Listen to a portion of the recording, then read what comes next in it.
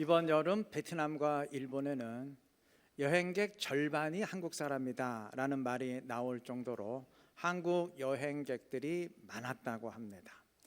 그렇게 많이 나갔으니까 당연히 인천공항도 북적댔겠죠.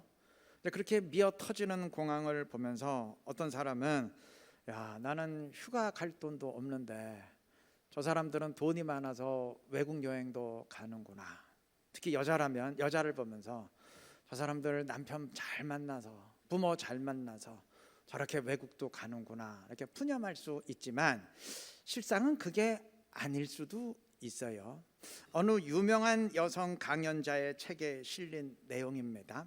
나이가 60대 후반부터 70대까지인 6자매가 이제 이탈리아로 배낭 여행을 가는데 이분들은 그 여행을 위해서 한 달에 10만 원씩 꼬박 5년을 모았다고 합니다. 그래서 그 돈으로 여행을 가는 건데도 이분들도 공항에 나가 있으면 어떤 사람은 저 사람들 남편 잘 만나서, 저 사람은 안 그러겠죠. 저것들은 남편 잘 만나서 유럽도 가는구나 이럴 수 있겠죠.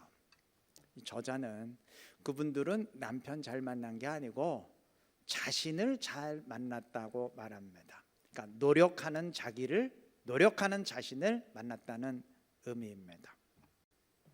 여러분, 학교 다닐 때 진짜 공부 안 하는 것 같은데도 항상 전교 1, 2등 다투는 뛰어나게 공부 잘하는 학생 보신 적 있으신가요? 쟤는 진짜 머리가 좋아, 공부 안 하는 것 같은데도 한번 쭉 보면 다 머리에 박혀. 그렇게 감탄할 수 있지만 아니요, 한번 봐서 머리에 박히는 사람은 없어요. 공부 전혀 안 하는 것 같은데도 두드러지게 잘한다면 이유는 딱 한 가지예요. 학교에서 공부 안 하는 것처럼 여유 부려도 될 만큼 집에서 남들보다 훨씬 치열하게 공부하기 때문입니다. 그 외에는 이유가 없어요. 어느 TV 예능 프로그램에서 사회자가 출연자에게 참 볼 때마다 느끼는 건데 워낙 옷걸이가 좋으셔서 그냥 아무거나 걸쳐 입는데도 늘 잘 어울리시네요, 칭찬을 했어요. 그러니까 그 출연자가 아니 어떻게 아무거나 걸쳐 입는데 예쁠까요? 반문하면서 꾸며도 안 꾸며도 예쁜 것 같은 옷차림은 안 꾸민 것처럼 보이도록 꾸민 결과라고 답변했습니다. 다시 말하면 늘 거울 앞에서 그냥 옷들을 수십 번씩 이렇게 맞춰보고 저렇게 맞춰 입어 보면서 안 꾸민 것처럼 보이도록 꾸미는 센스를 습득한 결과라는 말입니다. 여러분, 세상엔 그저 부모 잘 만나고 남편 잘 만나고 원래 사람이 그런 것 같지만 실제로는 본인들의 오랜 노력의 결과일 때가 많습니다. 대부분 그렇습니다. 신앙의 영역에서도 마찬가지예요. 흔히 1970년대는 한국 교회 부흥의 때였다고 말합니다. 그때 성장하고 부흥한 교회들이 많았기 때문입니다. 저희 교회도 그때 부흥을 경험했었죠. 하지만 그 교회들이 단지 때를 잘 만났기에 부흥했다고 여긴다면 큰 오산입니다. 1970년대, 80년대는 우리 교회만 거친 게 아니에요. 똑같이 그 시기를 거쳤는데도 전혀 성장하지 못한 교회가 훨씬 많습니다.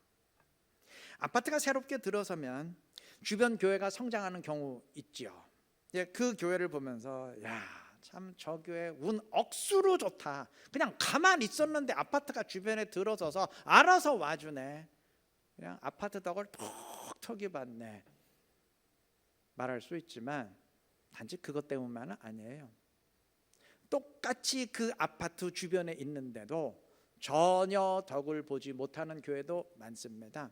훨씬 더 많습니다. 단지 때를 잘 만났다고 지역을 잘 만났다고 변화하고 성장하는 거 아니에요. 변화를 이뤘다면 그럴 만한 역량이 있기 때문이고 그 역량 저절로 갖춰진 거 아니에요. 저절로 되는 거 없어요. 그 역량을 갖추기까지 목회자건 교회건 남다르게 수고하고 헌신하고 힘쓰고 애썼기 때문입니다. 개인 신앙도 마찬가지예요. 저 사람은 믿음의 가정에서 자라났고 오랜 기간 신앙생활했고 또 이름 석자만 되면 다 알만한 탁월한 목회자 밑에서 매주 그 주옥 같은 설교를 들었으니 영적으로 성숙한 신앙 지니는 것 당연한 것 아니냐 하신다면 천만의 말씀입니다. 그 누군가 본이 될 만한 신실한 신앙 지니고 있다면 그것은 지금까지 치열하게 영적 싸움 싸워왔기 때문이고 성령과 함께 자신을 죽여왔기 때문입니다. 저절로 경건해지고 저절로 성장하고 저절로 신실해지는 신앙은 세상에 없습니다. 그런 사람 없습니다. 그 누구건 구원은 저절로 받지만 구원 이후의 신앙생활과 영적 성장은 저절로 되지 않아요. 물론 성령이 함께 하시며 이끄시지만 성령의 인도함 속에 나 자신의 수고와 힘씀이 있어야 됩니다. 나 자신의 치열한 영적 싸움이 있어야 됩니다. 그게 신앙생활이에요. 주님은 우리 모두가 그러하기를 원하십니다. 우리 모두가 수고하며 힘쓰며 애쓰기를 원하십니다. 단 걱정할 거 없어요. 야, 이제 신앙생활 죽었구나. 아니요. 성령의 도우심이 우리에게 있습니다. 그렇게 할 수 있도록 성령께서 개입하시고 힘을 불어 넣으시고 인도해 주시는 줄로 믿습니다. 그게 신앙생활이에요. 오늘 레위기 1장의 한 부분 읽었습니다. 레위기는 여호와께 어떻게 제사를 드려야 하는지 소상히 가르쳐주고 있는데 우리 신약의 그리스도인들은 더 이상 제사 드리지 않기 때문에 사실 레위기 내용은 우리에게 직접적으로 적용되지는 않아요. 그럼에도 오늘 우리가 레위기를 읽는 이유는 오늘 우리가 하나님께 어떤 자세로 서야 하는지 어떤 태도로 신앙생활해야 되는지 그 원리를 다시 한번 깨우치고 확인시키기 때문입니다. 레위기 1장은 번제에 관한 내용인데 이게 번제에만 해당되는 게 아니고 모든 짐승 제사에 공통적으로 해당되는 내용입니다. 자, 하나님이 명하신 제사는 번제, 화목제, 속죄제, 속건제, 소제 5가지인데 이 가운데 소제만 곡식을 드리는 제사고 나머지 다른 제사는 전부 짐승을 제물로 드리는 제사입니다. 자, 그런데 짐승 제사라고 아무 짐승이나 드릴 수 있는 건 아니에요. 소, 양, 염소, 집비둘기, 산비둘기 5가지만 드릴 수 있어요. 사자가 동물의 왕이니까 나는 이왕이면 가장 강한 사자를 드리겠다. 나는 나귀를 드리겠다. 안 돼요. 제사 자체가 무효입니다. 아울러 이들 5가지 짐승이라고 해서 다 드릴 수 있는 건 아니고 오직 흠 없는 것만 드릴 수 있습니다. 그러니까 아무거나 드려서는 안 된다 그 얘기죠. 이게 끝이 아니에요. 한 가지 더 있습니다. 오늘 2절 보시면 너희 중에 누구든지 여호와께 예물을 드리려거든 가축 중에서 소나 양으로 예물을 드릴지니라 그랬어요. 여기 가축 중에서라는 말에 유의해야 됩니다. 제물은 반드시 가축이어야 됩니다. 가축 아닌 건 절대 안 돼요. 만약 어떤 사람이 산이나 들에서 산 양이나 또는 주인을 알 수 없는 양을 운 좋게 취했다고 해서 그거 제물로 드릴 수 있는 것 아니에요. 설령 그 양이 자기 집에 그 어떤 양보다 기름지다고 해도 제물로는 안 돼요. 왜냐하면 그건 가축이 아니기 때문입니다. 반드시 가축만 드려야 돼요. 그 왜 하나님이 꼭 가축을 드리라고 했을까요? 가축은 자신이 수고하며 돌보고 키운 것이기 때문입니다. 다시 말해서 그것에 자신의 수고와 힘씀이 담겨 있기 때문입니다. 가축이 아닌 들짐승이나 요행이 취한 것들은 그건 운에 의한 것이지 수고와 노력의 결실이 아니지 않습니까? 그건 하나님께 드릴 수 없어요. 그러니까 가축을 드리라는 말은 하나님 앞에 나오는 자는 반드시 자신이 수고하고 힘쓰고 애쓰는 것으로 준비해야 한다는 의미입니다. 여러분, 이 원리는 신약의 예배와 신앙생활 전체에 똑같이 적용이 됩니다. 오늘 우리가 제사 안 드린다 그래서 레위기 무시할 수 있는 게 아니에요. 이 원리는 우리 예배와 우리 신앙생활에 그대로 적용된다는 사실을 반드시 명심해야 됩니다. 오늘 우리는 물론 짐승을 제물로 드리지는 않아요. 그 대신 너희 몸을 하나님이 기뻐하시는 거룩한 산 제사로 드리라는 로마서 12장 1절 말씀처럼 나 자신을 제물로 드려야 됩니다. 나의 삶을 제물로 드리고 나의 신앙생활을 우리는 제물로 드립니다. 단 제물로 드리는 나의 삶과 신앙에는 주를 위한 수고와 헌신, 힘씀과 애씀이 반드시 담겨져 있어야 됩니다. 주님의 뜻대로 순종하기 위해서 힘쓰는 과정, 넘어설 건 넘어서기 위해서 치열하게 영적 싸움을 싸우는 과정, 나 자신을 죽이기 위해서 힘쓴 과정, 더 주님의 뜻대로 변화하고 성장하기 위해서 발버둥친 과정, 그 과정이 있어야 돼요. 그게 내 힘으로는 안 되기에 성령의 도우심을 간구하면서 응답을 체험하는 과정이 반드시 있어야 됩니다. 그게 나를 제물로 준비하는 일이고 수고하고 힘쓰면서 제물을 준비하는 일입니다. 하나님은 그러한 사람 기뻐하시고 인도하십니다. 성숙한 그리스도인들은 모두 그러한 과정을 통해서 변화와 성장을 이룬 사람들입니다. 구원받았다고 저절로 성장하는 것 아니에요. 한번 성령 체험했다고 저절로 변화되는 것 아닙니다. 저절로 된 것처럼 보일 수 있지만 신앙생활, 교회생활 오래 했으니까 뭐 이슬비에 옷 젖는다고, 그렇죠? 서당계 3년이면 풍을 읊는다고 그냥 교회 왔다 갔다 20년 30년 했으니까 그건 자동적으로 그렇게 된 것 아니냐 할 수 있지만 아니요, 그렇게 보이지만 그 이면에는 자신의 처절한 영적 싸움과 수고와 힘씀이 있는 것입니다. 신앙생활 하면서 수고와 힘씀 없이 편안하게만 하려 한다면 빨리 생각 바꾸셔야 됩니다. 성령은 수고하고 힘쓸 수 있도록 도우시고 동력을 제공하는 분이시지 그 자체를 면제시키는 분은 아니십니다. 세상은 물론 편안함을 추구합니다. 참 많이 편안해졌죠. 이제는 뭐 은행 업무도 웬만하면 휴대폰으로 다 하고요. 쇼핑도 휴대폰으로 집에서 홈쇼핑, 웬만한 건 다 하잖아요. 그러니까 점점 편해지고 점점 번거로움이 제거됩니다. 이게 시대의 흐름이에요. 하지만 그렇다 그래서 신앙생활까지 그렇게 할 수 있는 것은 아닙니다.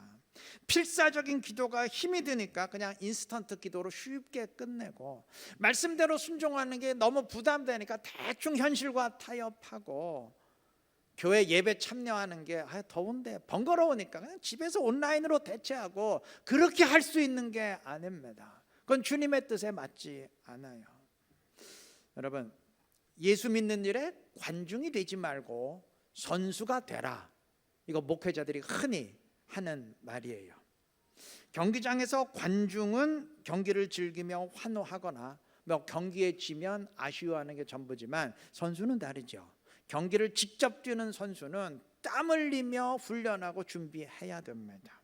신앙의 영역에서도 주님이 명하신 일에 앞장서서 헌신하고 수고하고 영적 싸움 싸우는 이 대표 선수와 같은 교인이 있는가 하면 그저 멀찍이 떨어져서 지켜보고 평가만 하는 관중과 같은 교인도 있어요.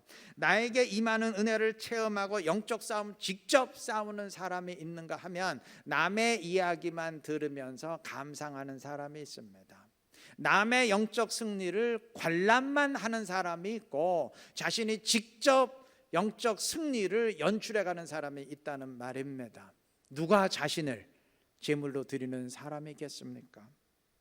오늘 본문 다시 보시면 제사 절차가 간단하지 않고 상당히 복잡하다는 것을 알게 되는데, 이러한 절차에서 제사장이 하는 일은 아주 간단합니다.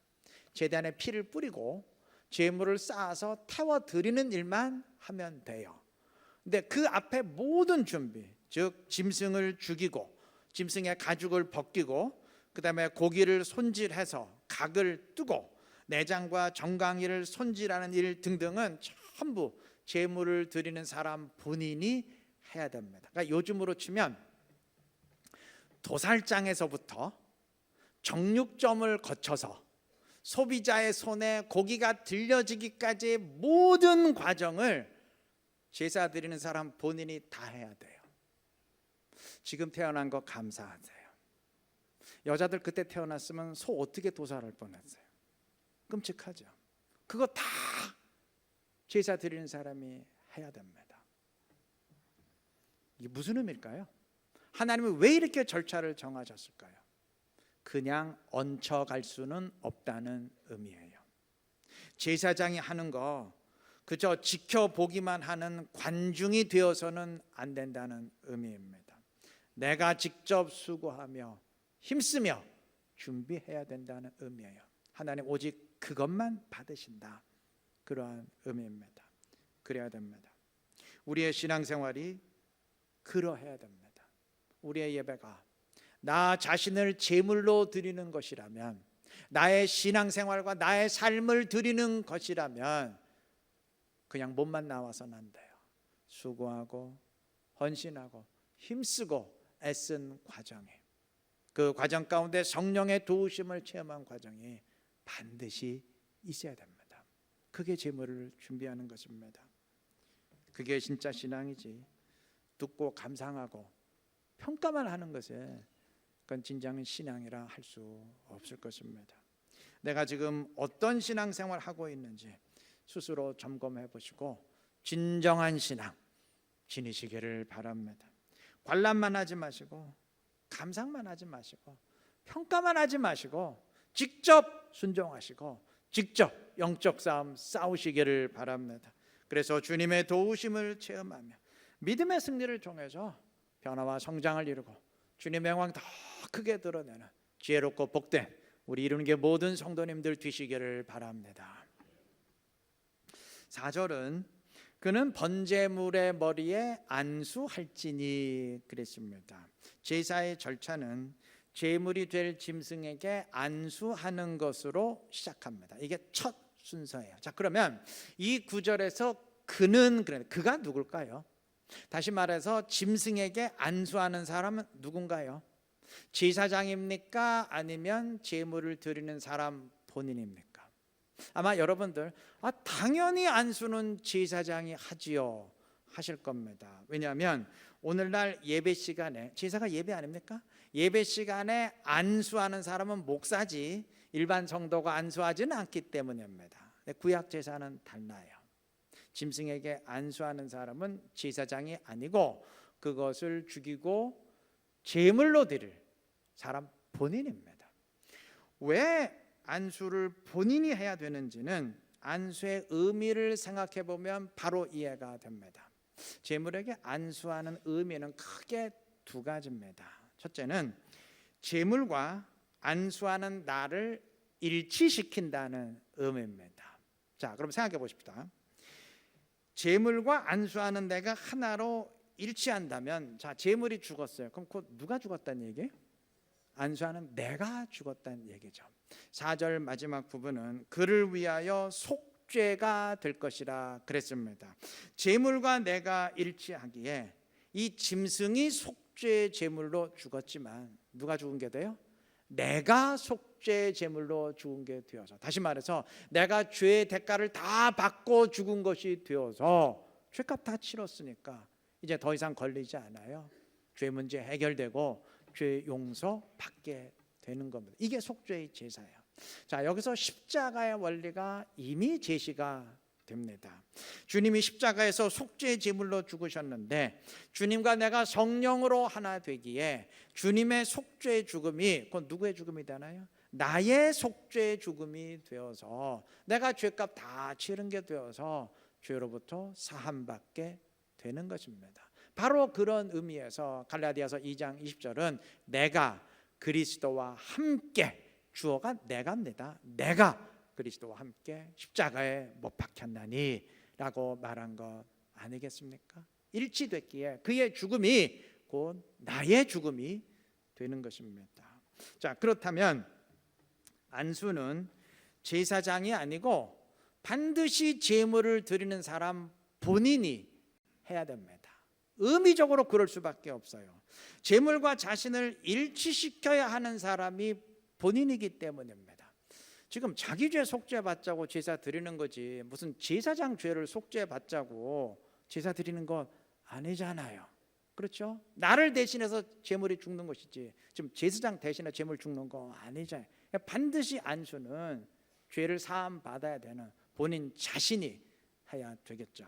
이게 안수의 첫 번째 의미인데 이와 더불어서 안수의 또 다른 의미가 있습니다. 사실은 이게 첫 번째 대표적인 의미입니다. 그것은 제물의 소유권을 확인한다는 의미예요. 다시 말하면 이 제물은 나의 것입니다. 나의 것으로 하나님께 드립니다 라는 의미에서 제물에 안수했습니다. 이건 당시 문화입니다. 당시 가나안 족속들도 그 소유권을 확인하는 차원에서 제사를 드릴 때 제물이 될 짐승에게 손을 얹고 안수했다고 합니다. 이건 세상의 문화인데 하나님의 뜻에 맞기에 이것이 이스라엘의 제사에도 도용이 된 것이에요. 자, 맞습니다. 여러분, 제물은 반드시 나의 것이어야 됩니다. 남의 것으로 드려선 안 돼요. 훔쳐서 드려서도 안 되고요. 남의 거 뺏어서 드려서도 안 됩니다. 또 산이나 들에서 운 좋게 남이 키운 거 취했다고 그거 제물로 드려서도 안 됩니다. 반드시 내가 돌보고 키운 나의 것으로 드려야 됩니다. 오직 하나님은 그것만 제물로 받으십니다. 물론 도저히 어쩔 수 없는 불가항력적인 상황에 있을 수 있어요. 예를 들면 어떤 사람이 너무 가난해가지고요, 자기 가축이 하나도 없어. 아무것도 없어. 그러니 자기가 수고하고 키운 것을 드릴 수가 없잖아요. 뭐 이런 예외적인 경우에는 어쩔 수 없지만 그 외에는 반드시 자기 것으로만 드려야 됩니다. 여러분, 이 원리는 굉장히 중요합니다. 오늘 우리 신앙생활에 너무너무 중요한 원리입니다. 오늘 우리는 나를 제물로 드립니다. 나의 삶을 제물로 드리고 나의 신앙생활을 제물로 드립니다. 그런데 구약식으로 말한다면 반드시 그 제물에 내가 안수할 수 있어야 됩니다. 다시 말하면 그것이 나의 신앙이어야 되고 나의 순종이어야 되고 나의 섬김이어야 되고 나의 수고와 애씀이어야 됩니다. 남의 것 빌려서 거기에 얹혀갈 수 없습니다. 마태복음 25장에 열처녀 비유 있죠. 신랑 대신 주님 오셨어요. 기름을 준비하지 못한 처녀들이 기름을 준비한 자들에게 좀 빌려달라 그랬어요. 빌릴 수 있었습니까? 없었습니까? 네, 빌릴 수 없었습니다. 기름 못 빌려요. 여러분, 남의 것 빌릴 수 없습니다. 반드시 자신이 준비해야 되고 오직 그것만 유효합니다. 다시 말해서 주님 앞에 설 때에는 내 것만 드릴 수 있어요. 내가 순종한 것, 남이 대신 순종한 것 아니고 내가 순종한 것, 내가 수고하고 힘쓴 것, 내가 섬긴 것, 내가 드린 것, 내가 사명 감당한 것, 오직 그것만 유효합니다. 그게 아닌 다른 것들은 아무 소용없어요. 절대 제물 될 수 없습니다. 우리 집안은 대대로 예수 믿는 집안이었어요. 소용없어요. 주님 말씀하실 거예요. 너의 집안이 예수 믿었지 네가 믿었냐? 그건 네 거 아니지 않느냐? 우리 아버지 목사였어요. 우리 형 장로였어요. 아무 소용없어요. 아니 우리 남편이 나를 위해서, 우리 아내가 나를 위해서, 우리 부모가 나를 위해서 얼마나 열심히 기도해 줬는데요. 아무 소용없어요. 그건 네가 기도한 거 아니지 않느냐? 내가 다녔던 교회가 얼마나 대단한 교회였는데요. 전혀 소용없어요. 교회에 얹혀간 거지. 교회가 나는 아니잖아요. 주님은 말씀하실 겁니다. 그건 너의 재물이 아니지 않느냐? 너의 수고, 너의 헌신, 너의 순종, 너의 열매가 아니지 않느냐? 그건 네가 속했던 환경이지 네가 맺어놓은 열매가 아니지 않느냐? 너의 건 내놔라. 네 제물로 드려라. 주님 말씀하실 겁니다.